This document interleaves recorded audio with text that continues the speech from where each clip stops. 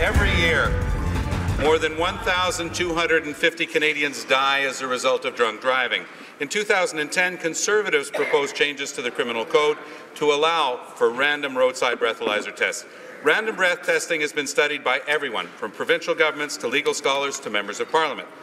Evidence from countries like Australia, New Zealand, and Ireland shows that random breath testing will not only save provincial governments money, but it would save at least 200 lives a year. Why has this government failed to act on its own proposal to prevent hundreds of deaths from drunk driving? Thomas Mulcair, the most ambitious man in Ottawa, who frankly is using the NDP as a vehicle for his own ambition. Sorry, but I believe that to be the case. I think actually he's probably a Liberal rather than a New Democrat, and he's chosen this party because it might be an easier way to, well, try and achieve the ultimate position in Ottawa, which I'm told is Prime Minister. What he said was not true, and there's also a moral imperative here. Look, you could, I don't know, stop people coming out of certain areas in Toronto or Winnipeg or other cities. Just stop them at random and search the car. And there's a good chance you'd find illegal drugs and guns and you'd make society safer. Would the courts uphold that? Of course they wouldn't. Peter Jaworski joins us from Washington, Director with the Institute for Liberal Studies. Welcome to you, sir. Thank you, Michael. Thanks for having me on. Now, why do you care about what's happening in Canada? Well, I am Canadian, Michael. I'm just here teaching business ethics at Georgetown University, but I'm trying very hard to go back to Canada as soon as I can. Well, I don't know. We've alerted the border guards, and it may not happen. But so I just want to establish that you do understand. You're not just an American talking head. You know what goes on here. Now, the R.I.D.E program has just started, and maybe it's personal, and I should try and get over it. But I resent the fact that when I'm just going about my business, I should be stopped by a police officer for no reason at all, with probably 30 or 40 kids standing behind him, and then he gives me a certificate for $2 off a store somewhere after telling me I'm a good boy and I can go on. The Supreme Court, though, said that the R.I.D.E program, in fact, although illegal, was allowed in this case. Is that true? Yeah, so in 1985, the case of R.V. Dedman, sometimes referred to as Dedman v. the Queen, there was a narrow majority opinion, 4-3. They ruled that it was constitutional. But it's important to note that, for one, the finding of constitutionality was under Section 1. So it does violate Section 8 and Section 9 of the Charter, but it's saved under Section 1.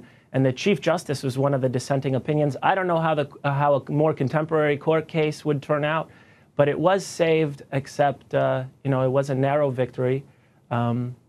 And it was a 4-3 decision. And they did find that there was a prima facie violation of our Section 8 and Section 9 rights against unreasonable search and seizure and against arbitrary detention and imprisonment. Yeah.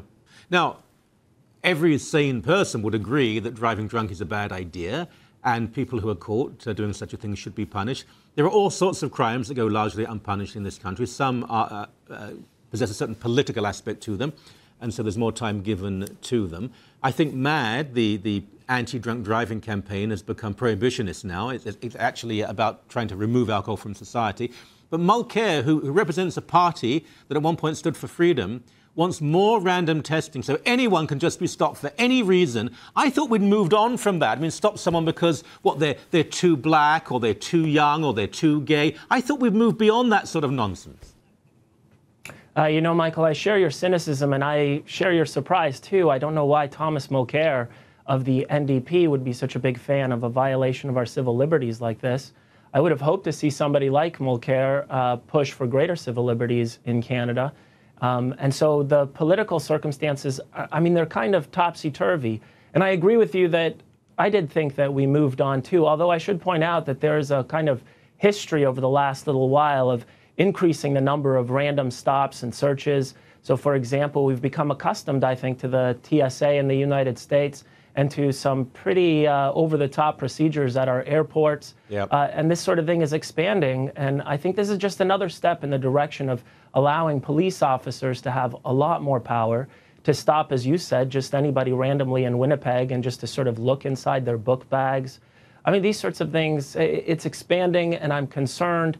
And I think we all should be concerned about the kind of direction that we're headed in this case. Yeah, no, it's a very good point, because the airport, complete and utter waste of time. There are all sorts of people who who are stopped. I mean, a couple of times I haven't been treated badly, but the idea of someone who has no idea about security asking you to go through a machine and lift your hands up in a certain way, it's pure theatre to satisfy the fanatics. It doesn't really change anything at all.